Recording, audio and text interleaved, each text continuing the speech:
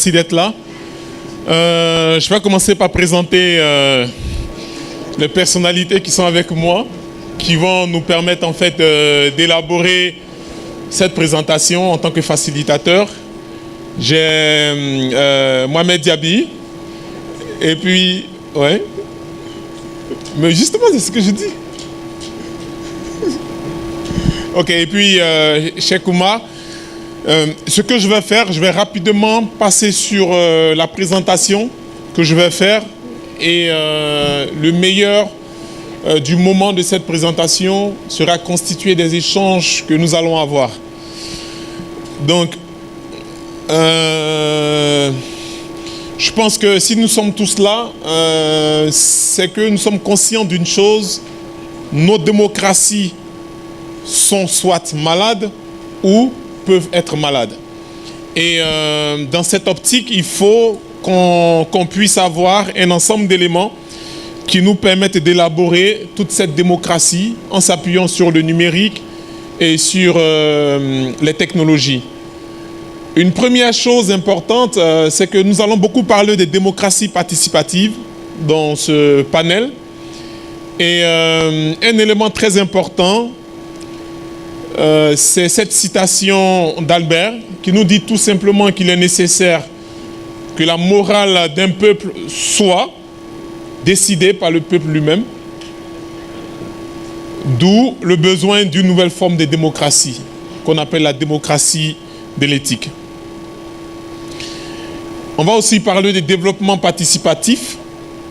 On ne pourra pas faire du développement inclusif sans se munir d'outils, sans se munir de dispositifs, sans faire appel à des plateformes humaines, mais aussi des plateformes numériques qui nous donnent accès à une participation dans la vie de la société. Et cette participation part du sourcing d'idées à la consolidation de nos acquis, en passant éventuellement par la mise en place de ponts, ce que j'appelle ponts citoyens d'avenir, parce que sans faire attention, il y a beaucoup de frontières invisibles qu'on ne voit pas, qu'on ne perçoit pas. Il fut un moment où des frontières ont été physiquement tracées dans nos différents pays, mais ce qui est encore plus dangereux, c'est que nous avons réussi en tant qu'Africains à créer des frontières dans nos esprits. Et c'est ce qui fait qu'aujourd'hui, on a du mal à véritablement faire le partage qu'il se doit et aussi de l'animation. Mais on parle aussi de la déconstruction. Je vais vite parce que je pense qu'avec vos questions, je reviendrai sur tous ces éléments-là avec Diaby Mohamed et Cheikh Oumar. Donc on ne parlera plus de l'Afrique de la représentation, mais nous allons migrer vers l'Afrique de la participation.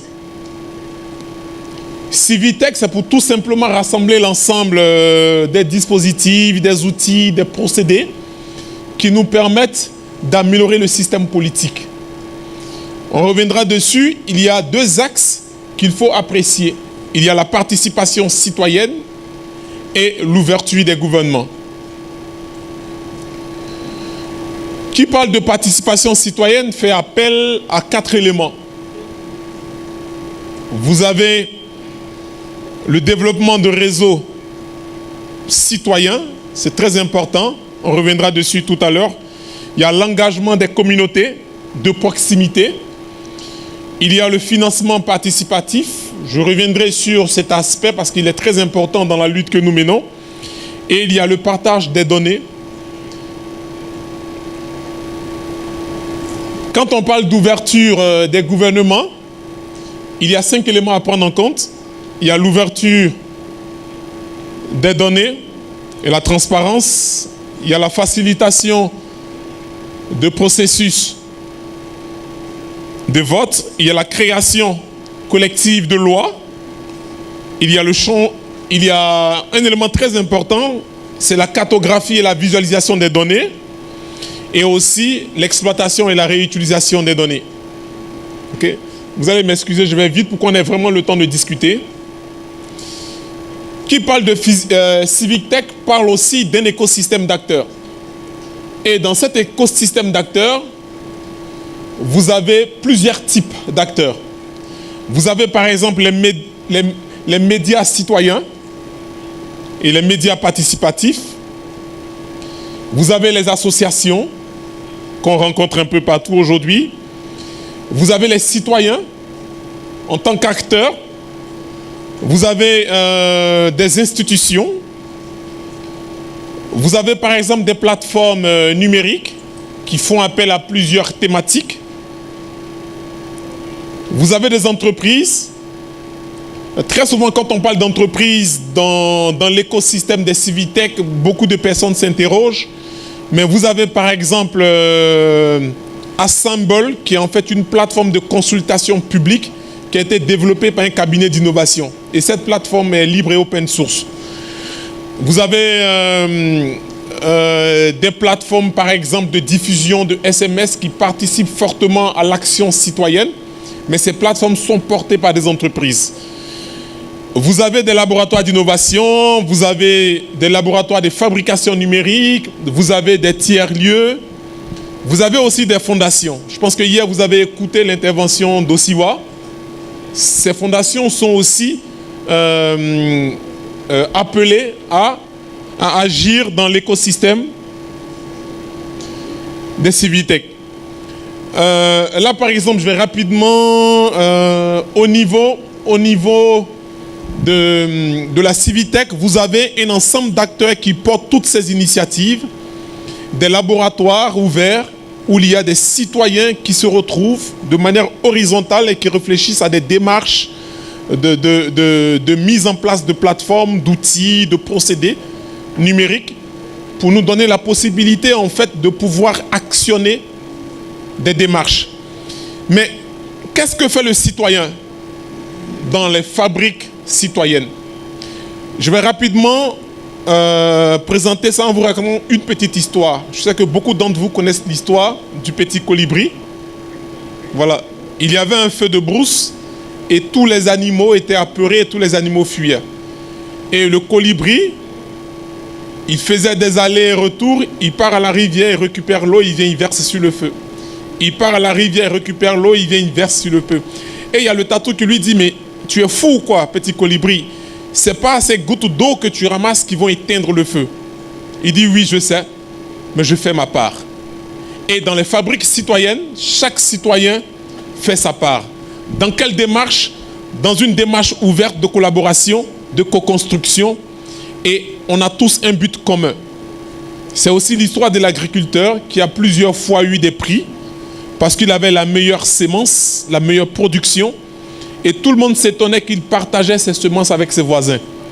On lui dit, mais est-ce que tu n'as pas peur de partager tes semences avec tes voisins? Il dit, non, je n'ai pas peur parce que c'est la meilleure des choses à faire. Parce que le vent transporte les pollens. Si mes voisins n'ont pas une très bonne production, ils n'ont pas un très bon champ, quand les pollens vont transporter, quand le vent transportera les pollens, ils viendront pourrir mon champ. Donc je vais aider ces voisins à devenir bons en leur donnant ma semence et moi je deviendrai meilleur. Et c'est un peu l'esprit qu'on a dans les fabriques citoyennes. On est basé sur l'esprit Ubuntu. Il y a aussi l'ADN des fabriques citoyennes. Je vais pas en fait m'attarder sur ça parce qu'on reviendra dessus. Tout ce qui est collectif, langage, organisation et tout. Et je vais finir par un truc très important. C'est le parcours de santé de notre démocratie. Je n'aurai pas le temps de présenter ça. Mais ce parcours de santé nourrit fortement toutes les actions des fabriques citoyennes et de toutes les entreprises qui produisent aujourd'hui des applications dans la Civitech. Le premier élément qu'il faut avoir à l'esprit, la première étape, qui est très importante, c'est la sensibilisation et la prévention. Il faut systématiser la sensibilisation. Ça veut dire dans la démarche de la santé, un peu comme le médecin, il fait de la sensibilisation, il fait aussi de la prévention. Vous avez par exemple les médecins qui prennent les constantes des malades avec avec des outils aujourd'hui numériques, des montres connectées et tout. Donc nous aussi, nous devons systématiser la prévention, nous devons aussi systématiser la sensibilisation. Le deuxième élément très important, c'est comment faire des diagnostics. De la même manière que le médecin aujourd'hui s'appuie sur des données standards, sur des informations qui lui proviennent par exemple sur la température du patient, sur le battement de son cœur et tout, nous aussi nous devons avoir des outils qui nous permettent au niveau de la première étape de récupérer toutes ces constantes et de faire des diagnostics. Et en faisant ces diagnostics, on doit pouvoir aussi mettre en valeur ce que la médecine fait aujourd'hui, le deuxième avis. Mais nous, on n'appellera pas ça le deuxième avis, on va parler de l'avis multiple. Ça veut dire lorsqu'on doit faire des diagnostics sur l'état de santé d'une démocratie, cette démarche doit être collaborative. Et pour finir, vous avez le traitement. Ça veut dire quelle action concrète on met en place lorsqu'on arrive à faire le diagnostic dans une démocratie qui est malade. Il faut faire en sorte que cette action soit unanime. Il faut faire en sorte que cette action soit aussi effectuée de manière collaborative. J'ai bien envie de détailler tous ces éléments, mais on n'a pas le temps. Je pense après, pendant le déjeuner, si vous voulez, on pourra discuter ici, après les 30 minutes qu'on fera ici, si on n'a vraiment pas eu le temps de faire ça. Mais les fabriques numériques, les Civitech, ce sont aujourd'hui des dispositifs qui nous permettront de bâtir notre système d'exploitation libre de nos démocraties. Et ça, il faut arriver à les faire soi-même. Je vous remercie. Et ce qu'on va faire, on va rapidement vous laisser la parole. Je sais que parmi vous, certains sont venus avec des questions. Vous êtes venus avec des préoccupations. C'est le moment de poser vos questions pour qu'ensemble on puisse échanger. Je vous remercie. Je sais pas, on va peut-être prendre un deuxième micro. Merci. On est vraiment séduit par le modèle que vous venez de faire. Moi, j'ai une préoccupation. Est-ce que sur le plan concret, ce modèle a existé? Ou est-ce que c'est dans une phase de mise en place? En nous donnant des exemples très concrets, par exemple de tout ce que vous venez de dire, parce qu'on assiste, c'est vrai, à une véritable crise de la démocratie représentative.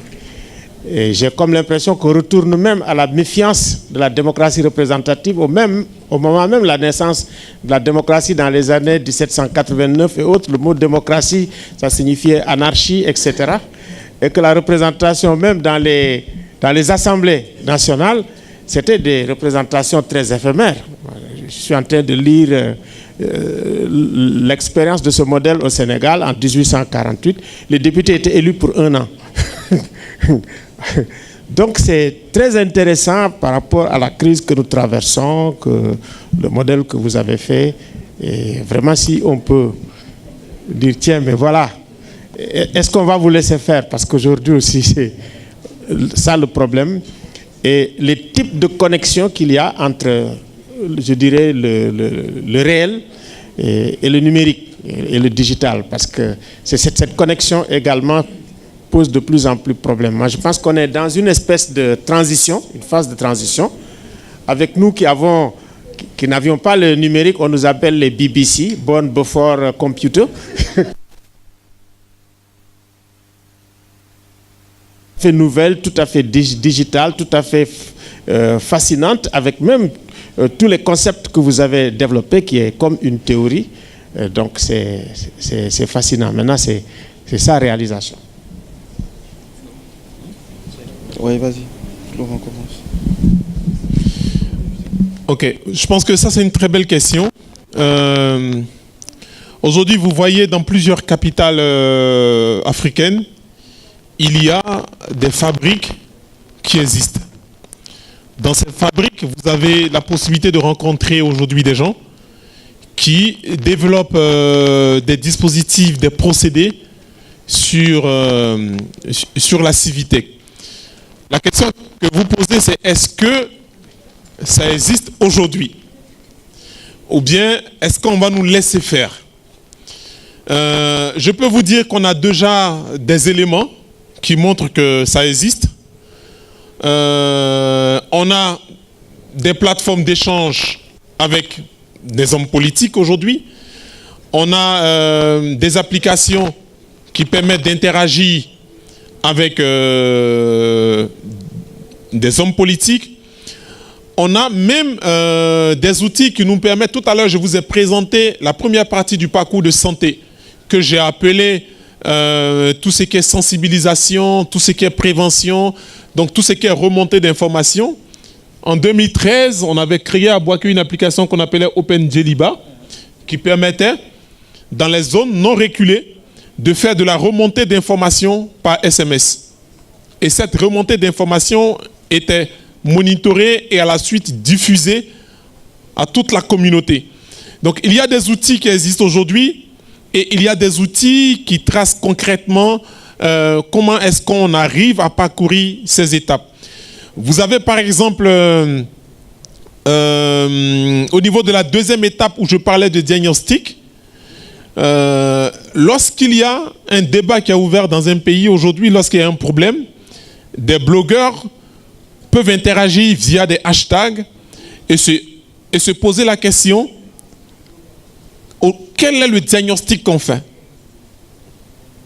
Et moi j'ai participé à plusieurs situations comme ça où on a tous discuté et je me suis permis par exemple de rassembler toutes ces informations et d'en faire un article et de diffuser à tout le monde pour qu'on comprenne quels sont les éléments concrets qui nous permettent de sortir des diagnostics. Après, il y a le traitement. Donc le traitement, c'est comment on soigne ces différents maux qu'on détecte dans nos pays. Donc aujourd'hui, les outils existent. Il faut qu'on s'approprie toute la démarche qui part de la sensibilisation jusqu'au traitement et même jusqu'au suivi du traitement. Parce qu'un traitement, à un moment donné, il faut qu'on se donne la possibilité d'arrêter un traitement ou de modifier un traitement, exactement comme fait le médecin.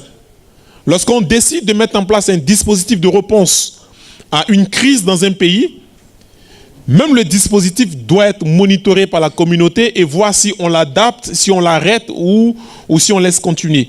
Donc ce sont des choses qui existent et on essaie encore de renforcer tous les dispositifs. Ils ne nous laisseront jamais faire.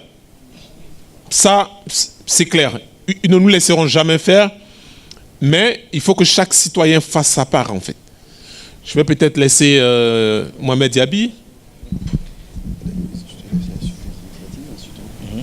En fait, sur la question de est-ce qu'on parle de théorie ou est-ce qu'on est dans du concret, je pense que Afrique TV, c'est un exemple concret de ce qui arrive quand ce type de mécanique commence à se mettre en place et que les acteurs décident de s'organiser.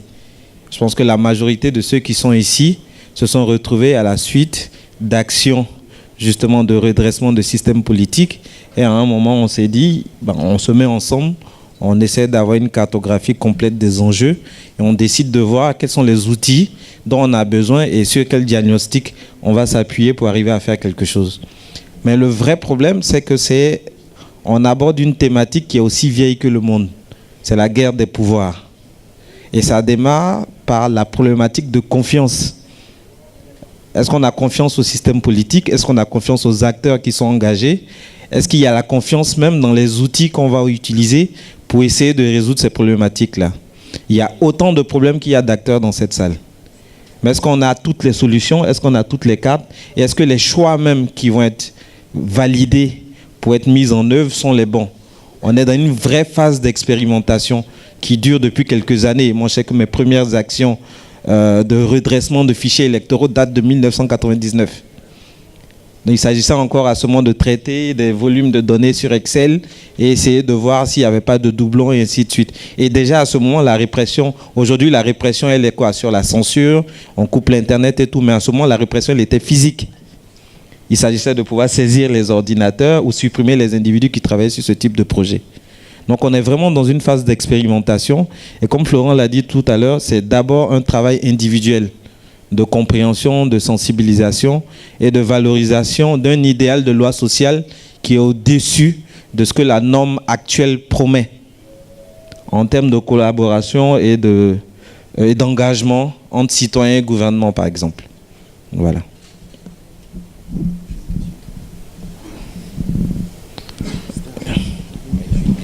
Merci.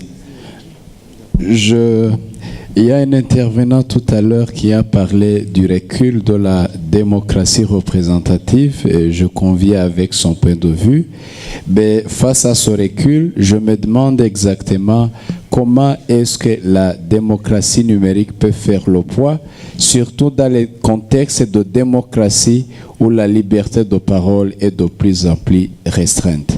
Et là, on sait, en postant les données sur les différentes plateformes que vous avez mentionnées, on peut facilement remonter à la source via l'adresse IP, s'il s'agit par exemple d'un ordinateur.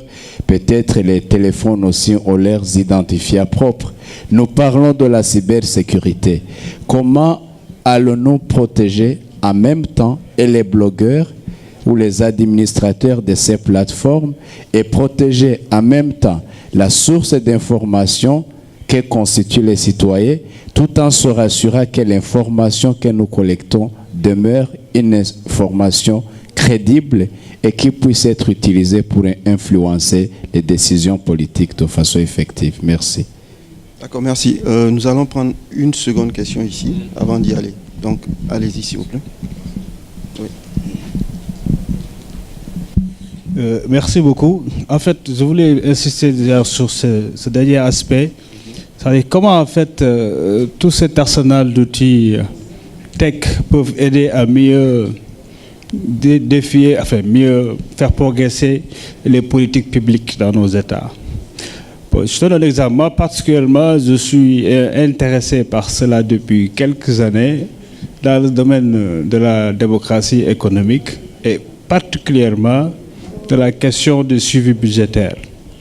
Et nous savons que quelques États, comme les États de l'UEMOA, ont cet avantage à ce que, avec le code de transparence, nos ministères des Finances ont l'obligation de communiquer par leur site internet les projets de loi de finances jusqu'à la loi de finances et même ensuite beaucoup de documents de suivi. Mais je cherchais depuis le lien à faire entre le travail de suivi budgétaire que les acteurs font dans des plateformes qui ne sont pas virtuelles et en fait un accompagnement en termes d'outils qui peut connecter cette disponibilité de l'information et permettre à ce que ces acteurs-là puissent quand même faire le travail de suivi. Mais c'est un peu difficile à savoir, à trouver. Parce que moi, le constat, c'est que, bon, avec l'évolution du secteur, il y a des milliards d'applications au quotidien. Mais quel est l'effort de travail à votre niveau, surtout vous qui êtes dans ce secteur, de mettre en place des cadres, des mécanismes pour relier tout ceci, pour permettre d'avoir un lien efficace entre l'utilisation qu'on peut faire des outils TIC et vraiment faire avancer les politiques publiques en mobilisant derrière toute cette population qui est intéressée mais qui ne peut pas accéder directement à cela. Ok, merci. Une troisième question. D'accord, là. Allez-y. Vas-y. Je peux. Merci bien. Bon, le droit d'aînesse, c'est Inoussa. Merci. Alors, merci pour les interventions. Moi, je reviens un peu sur la déclaration de Zéphirine Diabré hier, qui a parlé un peu de l'engagement des jeunes qui sont très actifs sur les plateformes numériques, mais qu'on ne voit pas finalement sur le terrain quand il s'agit de descendre dans les urnes pour voter. Je crois que ce sont des questions qui interpellent au premier chef les mouvements comme Africtiviste. Voilà, comment faire pour que le militantisme suscité ne reste pas virtuel, parce qu'il n'y a pas que la vie en ligne. L'outil c'est bien, mais les vrais changements c'est sur le terrain. C'est vrai que les formes d'engagement social ont changé. Cela se remarque même pour j'allais dire, les événements au quotidien. Vous lancez un événement, vous invitez les gens, il y a beaucoup qui, en ligne, disent oui, je serai là, mais au final, vous constatez qu'il y a peut-être 10% de ceux qui se sont annoncés qui viennent effectivement. Je crois qu'on est d'accord sur ce fait que les formes d'engagement social ont changé, mais la légitimité des mouvements comme Africtiviste est en jeu si on n'arrive pas à faire en sorte que ceux qui s'engagent en ligne dans les actions numériques, virtuelles, je vais dire, arrivent à les traduire concrètement sur le terrain. Voilà. Tant que les jeunes ne vont pas aller s'inscrire sur les listes électorales pour voter, je crois que les changements pour lesquels on lutte et on mobilise massivement en ligne n'auront pas de sens.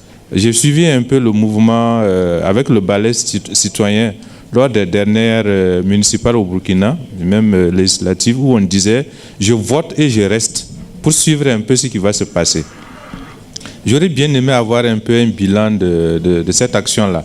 Est-ce que les jeunes se sont mobilisés effectivement pour voter, rester suivre pour s'assurer de la transparence des élections et autres? Parce que ce sont des questions qui, à mon avis, doivent être au cœur des préoccupations aujourd'hui d'Africtivistes pour faire en sorte qu'on ne les connaisse pas seulement sur Facebook, Twitter et autres, mais que dans la vie réelle, il y ait une traduction de ces actions-là. Merci. Ok. À noter. Voilà, donc je pense qu'on va commencer à répondre aux questions.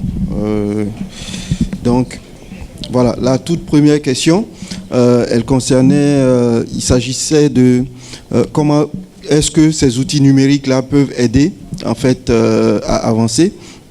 Je pense que tout à l'heure, Florent a parlé du fait que nous avions Africtiviste, Mohamed est revenu dessus, qui est, je dirais, une première initiative qui montre déjà que c'est le numérique qui nous a amenés là. C'est à partir du numérique, parce qu'il y a des actions, il y a des initiatives qui ont été lancées par les uns et les autres, qui ont permis aux uns et aux autres de se retrouver. Ce sont quand même des initiatives qui ont permis aujourd'hui que, à partir de mon smartphone, à partir d'Internet, d'où que je me trouve, je sais ce qui se passe de l'autre côté, et pas seulement ce qui va se dire sur la télé. Maintenant, en ce qui concerne ces différentes initiatives, je pense qu'il y en a beaucoup qui se sont faites un peu partout. Pour passer au niveau de, je veux dire, de cette démocratie numérique dont on parle, tout de suite, c'est vrai que je vais sur une question qui est déjà posée tout à l'heure, qui parle du vote et tout, mais je veux dire, il y a beaucoup de choses à faire en matière de démocratie ici.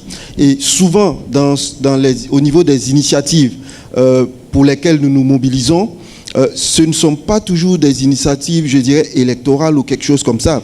Souvent, on a juste besoin de contrôler une certaine action, et c'est à partir du contrôle de cette action que nous allons en arriver à des choses beaucoup plus intéressantes comme nous souhaitons. Par exemple, le suivi de certaines... le suivi du budget et autres, là on passe sur une autre question. On a ces éléments, je vais citer une petite initiative que nous avons eue au Burkina, c'est une initiative au niveau des données ouvertes, qui va un peu de l'autre côté, où je dirais de nombreux acteurs qui font partie de ces fabriques dont Florent parlait, se sont retrouvés pour essayer de proposer des éléments liés à l'éducation. Nous avions des écoles qui étaient construites, certaines écoles n'avaient pas de latrines, et ces écoles, à part ceux qui sont au niveau les élèves, personne ne sait pas très bien ce qui s'y passe. Et il s'est agi de mettre ensemble un certain nombre de communautés. Je dirais, il y a des gens qui faisaient de la cartographie, on avait des gens qui étaient des codeurs, ainsi de suite. Se sont tous mis ensemble pour essayer de mettre en place une petite application, et une application qui a été bien utile après au niveau du ministère, pour savoir très exactement que dans cette zone précise, le projet pilote c'était une localité à une trentaine de kilomètres d'ici, qu'ils avaient tel nombre de classes, qu'ils n'avaient pas de latrine ou qu'il n'y avait pas de logement d'instituteurs, alors que sur les documents qui étaient au niveau du ministère, c'était souvent des infrastructures qui existaient. Alors que là, on avait des éléments où c'était cartographié et tout était, je dirais, bien visible. Ça, c'est une initiative qui a porté et qui a même été encouragée par d'autres bailleurs, comme on le sait, et qui va de l'avant. Donc, à ce niveau, on a énormément de petites initiatives qui sont plus simples à mettre en œuvre aujourd'hui parce que nous utilisons le numérique. Et ces initiatives, à la fin, ou du moins dans leur processus, découlent, ou du moins vont avoir une influence sur des éléments bien réels. Voilà, sur la démocratie, je dirais, traditionnelle, si je peux utiliser ce terme. Je commence tout de suite. Le second point qui concerne la sécurité des blogueurs, des activistes, des lanceurs d'alerte. Il est vrai qu'un des éléments déclencheurs de tout ça, c'est l'histoire Snowden en 2011, où on a pu voir et on a fait un peu de la publicité sur les outils dont ils pouvaient avoir besoin. Et aussi, ce qui a aidé, c'est que nous avons de nombreuses associations professionnelles de journalistes et autres qui ont à peu près le même souci et qui ont travaillé, qui ont mis en place un certain nombre d'outils, des kits qui peuvent être utilisés. Africtivis s'est inscrit résolument dès le premier sommet sur ce point de la sécurité. Déjà des sessions sur la sécurité ont eu lieu lors du premier sommet. Il y a des outils qui ont été régulièrement partagés au niveau des Africtivistes et surtout, on a des sessions de formation qui ont eu lieu toute cette année, Afrique Média Cybersécurité, pour, je dirais, remettre cette question de la sécurité-là vraiment pour lui redonner toute son importance. Ce qui est sûr pour ces outils, c'est que le kit est disponible. Je pense qu'au niveau d'Africtivis, on les met à disposition. Maintenant, bien sûr, ce kit est mis à jour parce que vous n'êtes pas sans savoir qu'en matière de cybersécurité, ça évolue très vite. Des outils, les premiers outils que nous avons utilisés en 2015, il y a certains outils qui ne sont plus proposés parce que d'autres, je dirais, défis, d'autres problèmes de sécurité sont apparus. Donc c'est quelque chose qui est changeant. Il faut déjà en prendre conscience parce que le premier élément, c'est déjà prendre conscience du fait qu'on a besoin d'être en sécurité. Bon, je vais essayer de ne pas être très loin. Ok. Moi, concernant les deux questions suivantes, donc sur l'usage qui est fait de l'information une fois qu'elle est disponible et sur la capacité de mobilisation qu'on a online aujourd'hui pour les jeunes qui ne se traduit pas forcément par des actions de terrain, la solution est la même qu'on a dans une économie ou dans une organisation normale et sociétale telle qu'on la connaît. C'est d'abord un problème d'éducation. On a un effet de buzz, entre guillemets, qui est de dire quand il y a une activité, je vais liker pour dire que j'apporte mon soutien, qui reste résolument différent de mon engagement réel à participer à cette action. Et si je prends, là on a parlé de l'exemple de l'information financière, même si on leak aujourd'hui toute l'information financière sur la gestion de nos États africains, combien de personnes sont capables d'interpréter un bilan et de comprendre que telle information décriée ou présentée dans le document présente une malversation ou un bon usage des fonds publics. Donc c'est d'abord et avant tout un problème d'éducation.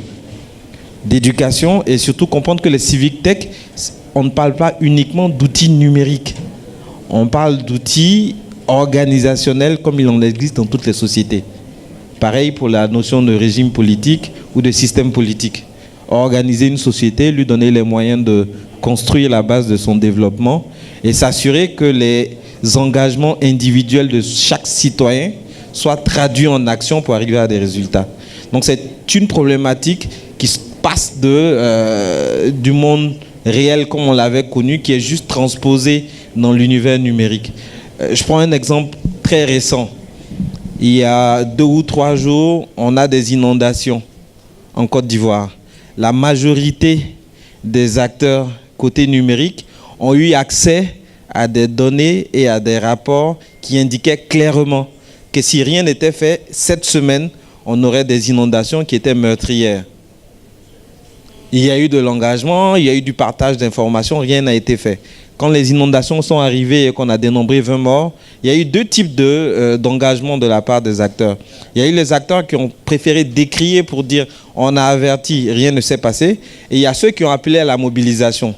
En 24 heures, qu'est-ce qu'on a vu? Chaque fois qu'on appelait à la mobilisation, sans donner les outils, il n'y avait pas d'action. Quand vous dites à un citoyen, allez aider les populations dans des zones inondées, ils vous répondent, mais qu'est-ce qu'on doit faire? Mais quand vous leur dites, voici le modus operandi pour agir, donc en un, vous pouvez vous déplacer pour les aider à nettoyer leur maison, vous pouvez ramener des vivres, vous pouvez leur donner de l'argent, et ainsi de suite. Là, ils se mobilisent et ils posent des actions. Donc il y a toute une logique de construction pour arriver à de l'action qui existe, mais qui est la même que celle dans le monde dans lequel on vit tous les jours et qui est toujours résolue par le problème de l'éducation.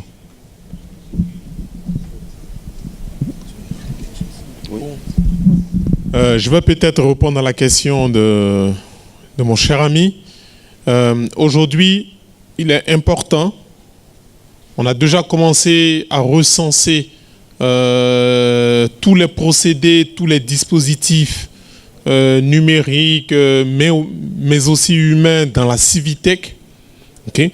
Et normalement, il faut qu'on arrive à cartographier toutes les initiatives dans la Civitech. Il faut qu'on arrive à les documenter, à les expliquer, à produire des tutoriels. Et il faut qu'on mette ça à la disposition de tout le monde. Action concrète. C'est, par exemple, de sortir un wiki sur tous les dispositifs et tous les procédés Civitech qui existent. De sorte que vous, si vous avez besoin de mener une action concrète, vous savez quel est l'outil qui pourra vous aider dans ce sens et quelles sont les ressources techniques et humaines derrière qui pourront vous accompagner. Donc ça, ce sont des choses sur lesquelles nous sommes en train de réfléchir et je pense que dans les prochaines semaines, vous allez éventuellement recevoir des courriers qui vont vous demander de nous remonter des informations des dispositifs des Civitech que vous avez identifiés, que nous, on va cartographier et mettre à la disposition de tout le monde.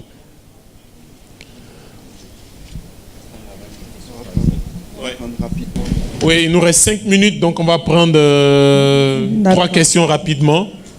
Bonjour, c'est Ina Karanta de Niamey. Bon, ma question que je voulais poser, le monsieur d'en face l'a posée, mais je vais juste parler de notre initiative citoyenne sur les réseaux sociaux. On avait constaté donc dans notre ville l'incivisme et notamment l'insalubrité chronique dans la ville de Niamey et personne ne semblait être choqué. Donc nous avons dit qu'est-ce que nous pouvons faire. Donc nous nous sommes mobilisés, nous avons dénoncé d'abord. Après les dénonciations, nous avons décidé de passer à l'action. Donc on détecte un site, on dit voilà, on va aller tel jour sur ce site pour dégager le dépotoir avec nos moyens, évidemment. Nous cotisons.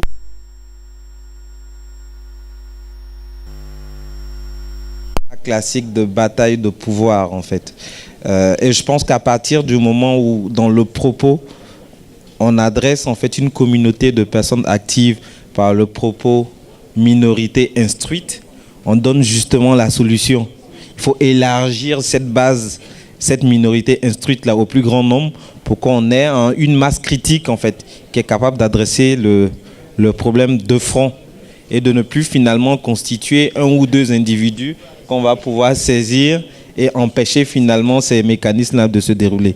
Je pense que c'est cyclique, on l'a vu. Je pense que très peu de personnes se rappellent qu'avant le printemps arabe, la première grosse initiative venait de Côte d'Ivoire. Elle a démarré en fin 2008 et elle a abouti justement à l'observation des élections et à la gestion de la crise post-électorale en 2010. Donc très souvent on martèle, oui, la révolution du numérique, elle a démarré avec le printemps arabe en 2011, mais ce n'est pas exact en fait.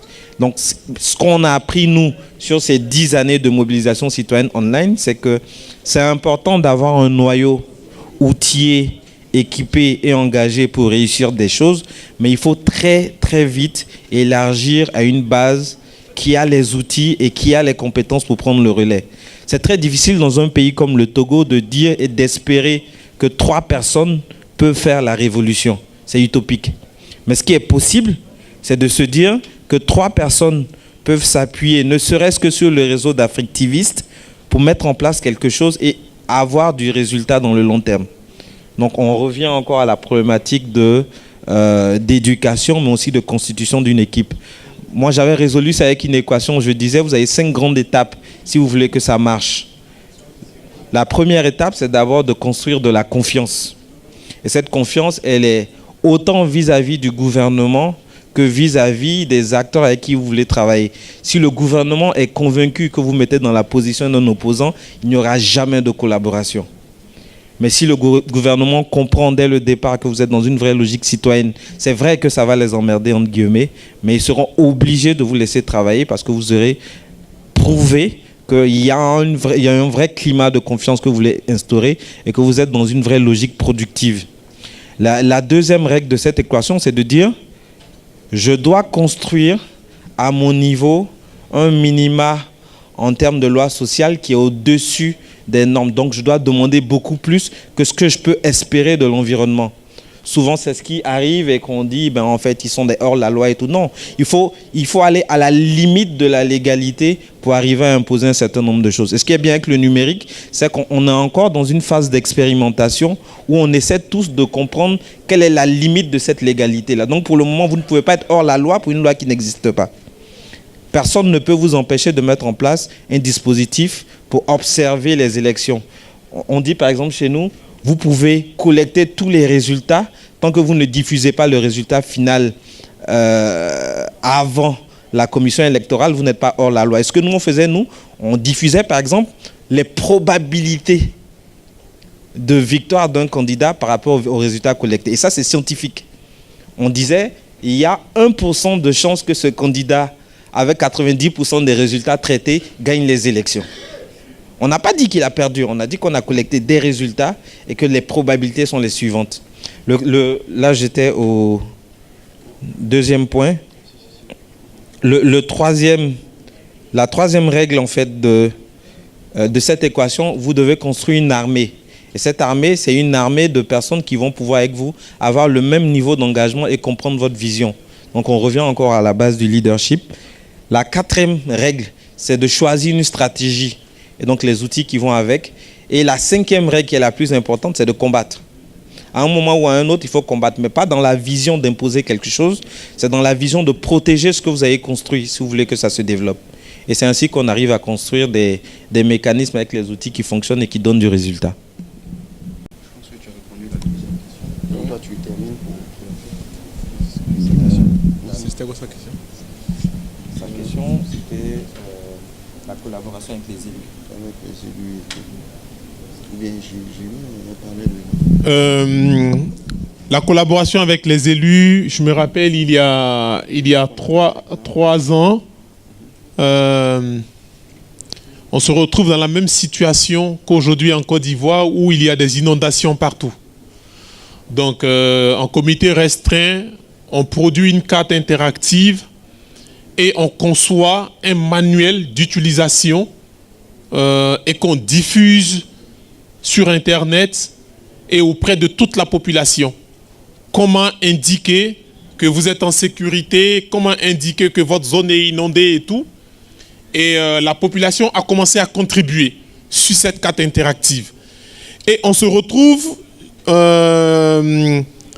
sous la pluie, dans les inondations, on se retrouve avec le ministre de l'Intérieur. Je ne sais pas si tu te rappelles. Et il nous dit, vous les libres penseurs, que pensez-vous que l'État puisse faire en ce moment précis? Donc, nous on se retrouve, on réfléchit, on fait des propositions concrètes d'action immédiate. Et ces propositions sont portées jusqu'au ministère. Et qui sont portées jusqu'au comité de crise gouvernementale qui produit dans les prochains jours une fiche d'action immédiate où on voit se faufiler une bonne partie de nos propositions. On se retrouve aussi au niveau du QG, de l'Office national de protection civile, où on fait des propositions concrètes, mais qui émanent de toute la discussion enclenchée avec les citoyens sur comment gérer cette crise d'inondation. On leur a dit, voici ce que les citoyens ont dit, Voilà comment vous devez embarquer tous ces éléments pour entreprendre des actions auprès de la population. Ça, c'est un exemple concret de comment on peut interagir avec les gouvernements. Une autre chose très importante, c'est qu'il faut qu'on comprenne que les fabriques citoyennes sont ancrées sur un territoire. Ce n'est pas parce que les fabriques ont une démarche numérique qu'elles sont adressées seulement à une minorité de personnes instruites et qui ont accès au numérique